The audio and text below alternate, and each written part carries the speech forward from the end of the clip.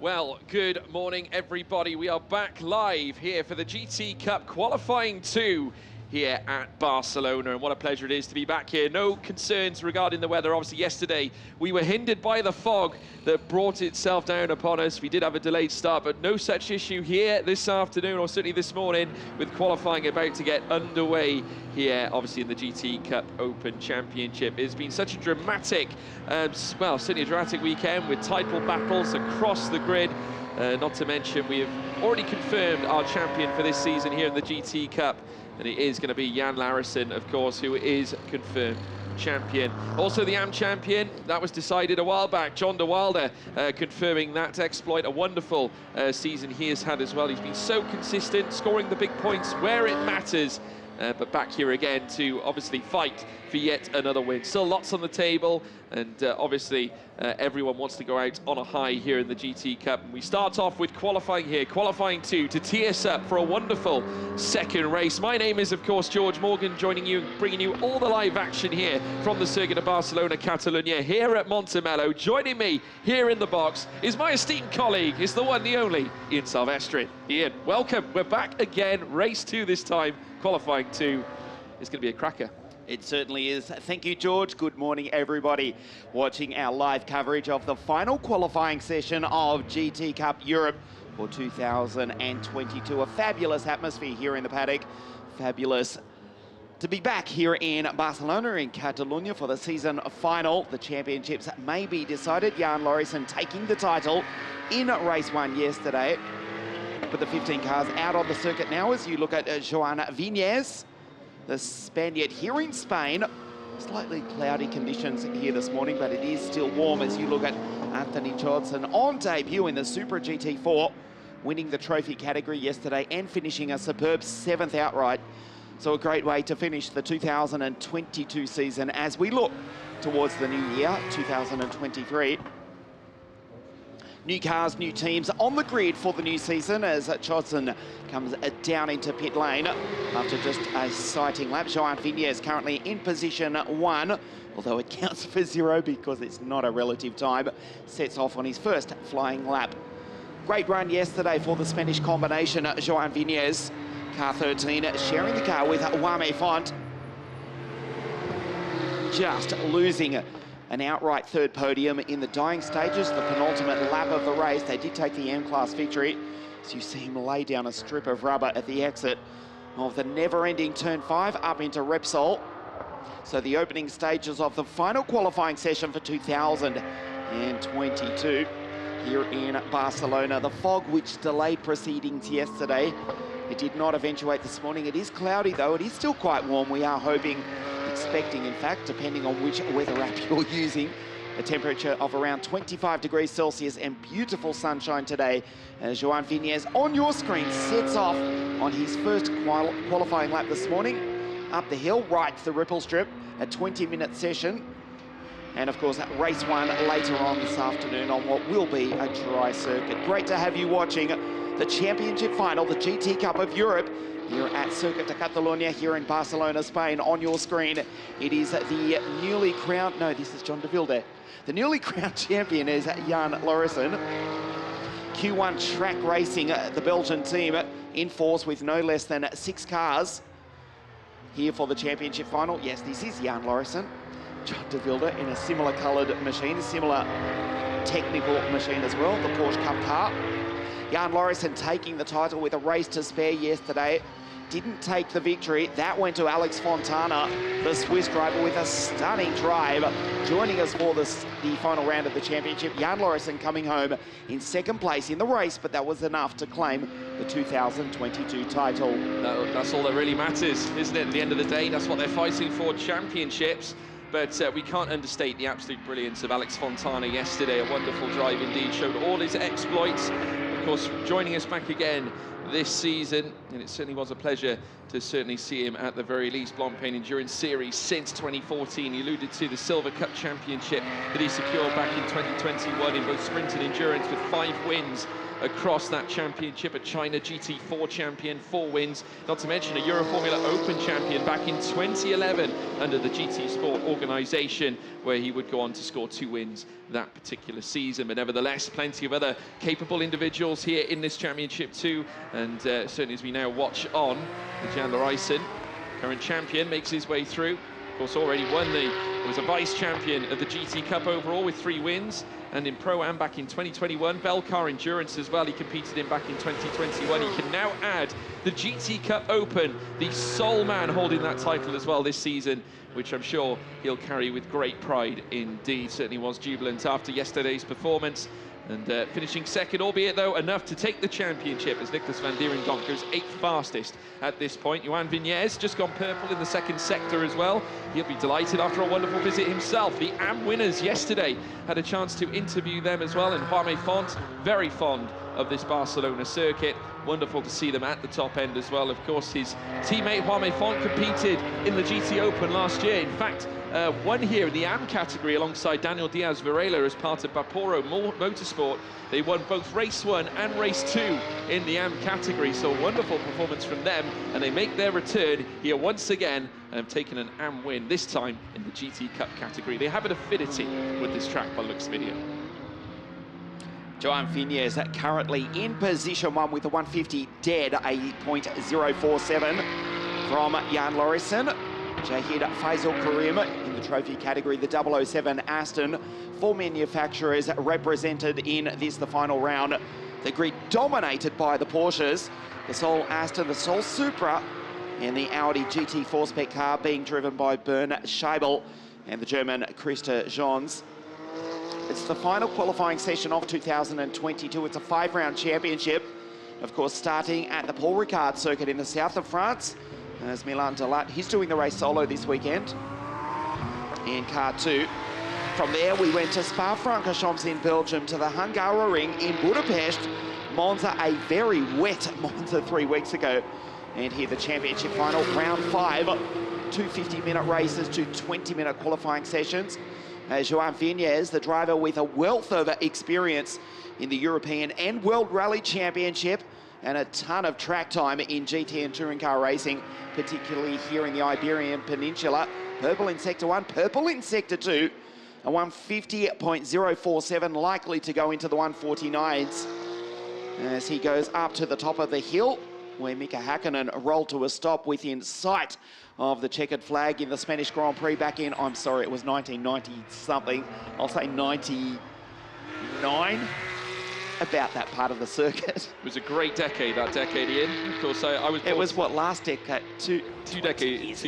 Yeah. Well, it was a great decade because I was brought into this world in that decade as well. So there we go. As we now see, Johan Vignez, he goes to the top, a 150.047, holding on to that top end spot. He's making his way now down through towards turn 1 yet again. Doesn't improve though, George. No, it doesn't improve, but still on top nevertheless, as we're now watching the cars make their way through. Here's John de Wilde, current AM champion, 3rd fastest now after that last lap, a 152.830, just under 3 seconds. Jan Larijsen immediately, though, tips him, and Alex Fontana goes to the top, a 147.863, a gargantuan 2.1 seconds faster than Johan Vignez. How about that for a first sector, second and a third? Purple all the way round. Here's a replay, and that looks like the car that usually is done by Camel Perrion and Florentin Tescu. Yeah, Camel Perrion going for a spin, just losing the traction, heading around that corner, of course, with the rubber being laid down. It can be pretty treacherous, but obviously you want to try and lay down some grip as best as you can, get those tyres nice and warm so you can start pushing. Alex Fontana having no such issue. Purple in the first sector, just under 0.4 of a second faster than his previous lap. Sensational stuff from Alex Fontana as he now dips down in towards the C curve. Christa Jons, which has gone up to 8th fastest as well. Stefano Zerbi up into 12th fastest. Alex Fontana now in towards the Wirth curve. You take the little bit of a rise as you make a climb up through this elevation before then hitting the Campsa corner. You put the foot to the floor then as he makes his way around this fast right-hander. Doesn't want to be held up on this lap. This could very much usurp many on this track. Of course, already 2.1 seconds quicker than Johan Vignez. I tell you what, if he's any faster in the second sector, this could be dazzling. Already, again, going quicker, just under 0.6 of a second faster in that second sector. Incredible stuff here from Alex Fontana. Comes up through Bank Sambadel now. He'll then make his way down towards Europe car corner before then venturing into the chicane RACC. Just moves his car through it, clipping the curves, doesn't even graze it, in fact, as he now makes his way into that next chicane. Needs to get a good exit now, very imperative in order to finalise this absolutely superb lap here from Alex Fontana. As I said before, so much experience at a high level of GT racing, comes here to the GT Cup. Is it enough to improve again? It's a 47.391, a brilliant lap there from Alex Fontana in sensational style, but nevertheless, we'll have to wait and see what he can deliver. A 47.391, currently the top end time. Joan Viñez in second. By some margin as well, Joan Viñez in second place. And also down in the pits, you saw in the middle of that lap, Christopher Zirkling in the 67, the second GTL racing car, pull out and give his teammate space. Alex Fontana driving by, and he has smashed that lap 2 times. Well and truly good enough for pole position. Fontana, Joan Viñez, Jan Larison. 1, 2, 3 as we move into the second half of the final qualifying session of 2022. Alex Fontana, car 66. The 30-year-old started karting on the island of Rhodes in Greece. An esteemed career, he has raced everything, and a fabulous victory yesterday. Controlled the pace. Jan Larison coming home in second place to take the title. The GT Cup Europe champion. The championship has already been wrapped up. A couple of disappointing runs yesterday. We have to talk about Bashir Mardini, who went off into the gravel on the very first corner. Did rejoin. He was fast the entire race, but was a lap down. Never did recover it after qualifying in grid 3. So we have to watch the 67 GDL racing car. Teammate to the car on your screen, sharing it with Christopher Zirkling. Don't be surprised if they put that car somewhere right near the top of the grid. At the moment, they're down in 15th and last. Christopher Zirkling on a lap at the moment. Here's his teammate currently on pole position, Alex Fontana. Christopher Zirkling sharing the car with the Canadian of Kuwaiti origin. As we look at one of the Italian Porsches, car 44, Eugenio Pisani at the moment. As Zirkling, there he goes, up into position 2. So GDL Racing first and second. They lock out the front row of the grid with just under 8 minutes remaining in the final qualifying session of the season. Pisani, car 44, down through the chicane. At the moment, he's down in last position. Last row on the grid will certainly improve as he comes through the final corner. Eugenio Pisani comes across the line. It's not a bad lap for the Italian. We'll see where it puts him. Right up into position 5. Nice lap by Eugenio, and it's currently the third row of the grid. Yeah, very good lap from Eugenio Pisani, improving there to P5. We've got all Pro-Ams up in the top 5 at the moment. Christopher Zirkling marking his return this weekend. We haven't seen him since Paul Ricard, but of course we know his pace and how brilliant he is behind the wheel. Just seen now that Sven van Leer has now managed to find his way up into P9 as well. Jan Larison down into P3, was P2 obviously until Zirkling came along and moved himself up into second. Eugenio Pisani up into 4th now. Joan Viñez down into 5th. By the looks of it, you can see the car number 13 as part of the AM contingent has gone ahead of Dirk Schouten, but as soon as I say that, has that time just been deleted, have I just seen? But Pisani's time has. Yeah, that certainly has been. Pisani's lap has been deleted. He's back down to the back.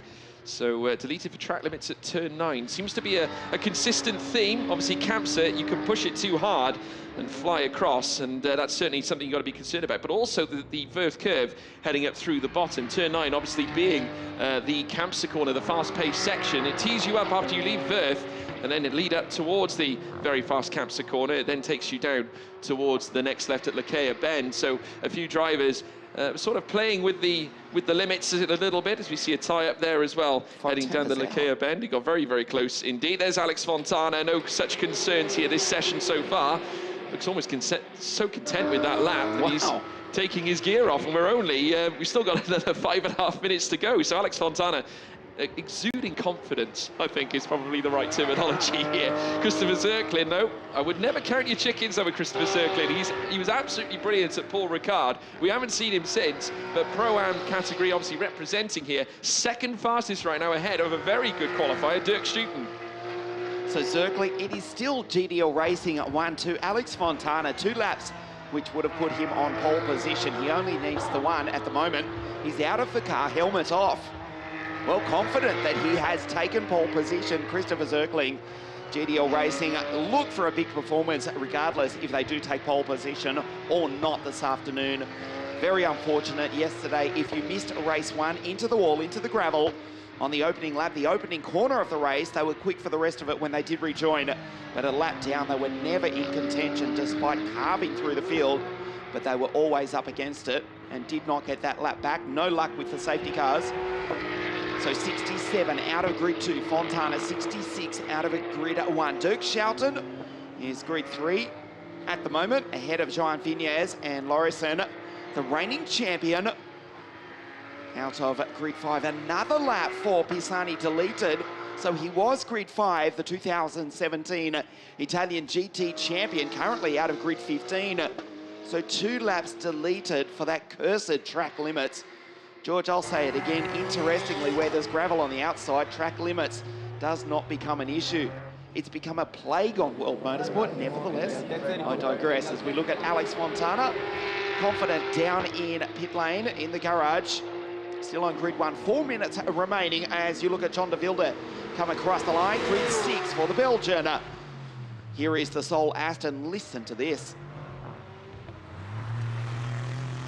Thundering V8 of the Aston 007 across the line. Jahid Faisal Karam, who is carrying an injury here this weekend. What a sound that is. The twin-turbo 4-litre V8 comes thundering down the start-finish straight. Just under 240 kilometres an hour, braking into turn 1.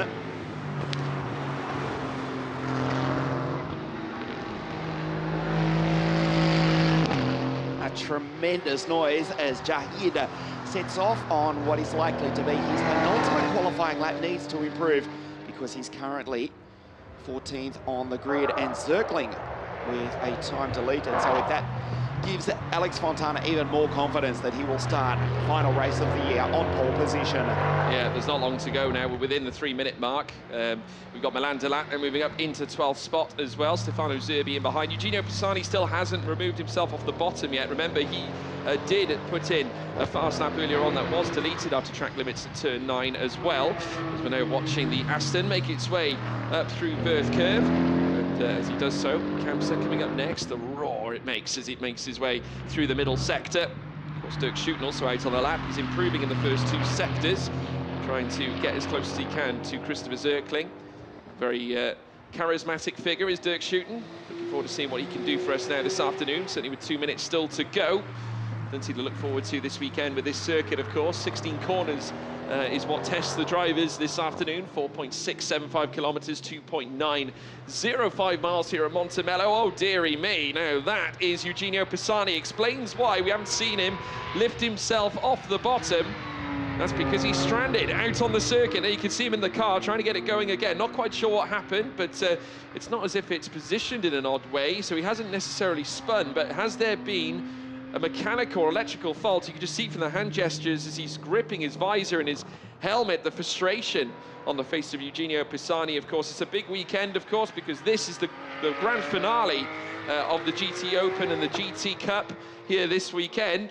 George, that may be the end of qualifying. There's only 90 seconds on the clock. It is a local yellow at turn 6, so they really can't improve on it. No, not at all. And that, of course, means that Christopher Zirkling will not be able to improve and try and tackle that of Fontana's lap time. He's already in the pits, in fact. So is Dirk Schouten. Juan Vignez, who we're currently seeing on screen, improving to 4th, having a very impressive qualifying session ahead of Jan Larison. Can you believe that? Jan Larison in the pits. Juan Vignez, of course, who was brilliant yesterday, secured a wonderful win in the AM category. He was delighted. He very much enjoys it around Barcelona, his home circuit, so he really wants to impress here this weekend. Do I dare suggest it was a big celebration last night? Could well have been. Already wrapping up the title. Yeah, absolutely. Well, you know, for Vignez, not so much, but I can imagine if you are the likes of Jan Larison, I'm sure he would be more than happy to indulge after that win in the championship. But a red flag, and that's obviously for Eugenio Pisani's car. Staggered, that's the end of the session, folks. 34 seconds left to go. I'm sure that we will not get back going again, but nevertheless, a great lap from Alex Fontana. And there you can see, it's the obvious scenes here. Eugenio Pisani, just with the bonnet up on the car, gesturing there to the marshal on the right-hand side. Obviously, they'll have to put some work in to get that car going again, ready for this afternoon, for when we go racing. Of course, we will be bringing you that at 3:10 this afternoon local time. So make sure you tune in for that, because we've got plenty to look forward to. Race winners to crown. Great to see the spectators as well joining us here at the circuit of Barcelona, Catalonia, a wonderful venue, home of the Spanish Grand Prix, and has been since the early 90s. Opened up back in 91, hosted the Olympic Games in 92 with the cycle event on the start-finish line, and it brought a start and an end to that race. But since then, it's been used to bring you GT Cup action as well. It's wonderful to bring it to you as well, folks. Fontana is confirmed. I'm sure your pole sitter, a 147.391. It was an impressive lap. There he is. He will be hard to beat and go 2 from 2 later on this afternoon. Third place for Dirk Schouten, the Dutchman. And we'll start on the inside second row of the grid for the final race of the season. Yes, at 10 minutes past 3, a local time here in Spain this afternoon. GDL Racing lock out the front row of the grid. Christopher Zirkling. On grid 2, the German, but pole position goes to his GDL Racing teammate, yesterday's race winner, Alex Fontana, with a stunning lap time, a 147.391. Alex Fontana, pole position in race 1 with a race victory and also pole position this morning. He's down with Alfredo. Alex Fontana, pole position also on Sunday.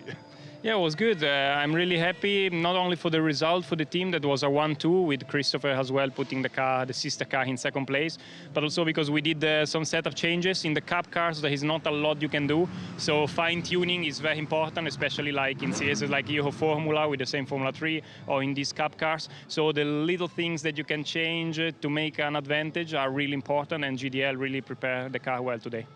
And this afternoon? This afternoon, we try to do the same as yesterday, possibly with a better start, because I was a bit lazy on the green lights yesterday. So I will have Christopher on my side. I will have a lot of penalty seconds of penalty in the pit stop. So we try to aim for the best result for the team overall with 2 cars.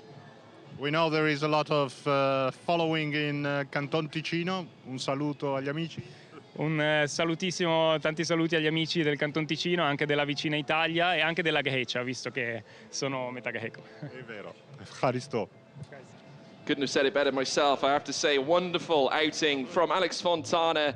And these are the confirmed, certainly, results of the championship as well. Jan Larijsen topping the standings, just showing you how that's certainly concerned the championship. We'll go racing this afternoon. Join us when we hit the track again at 3:10 local time. See you then.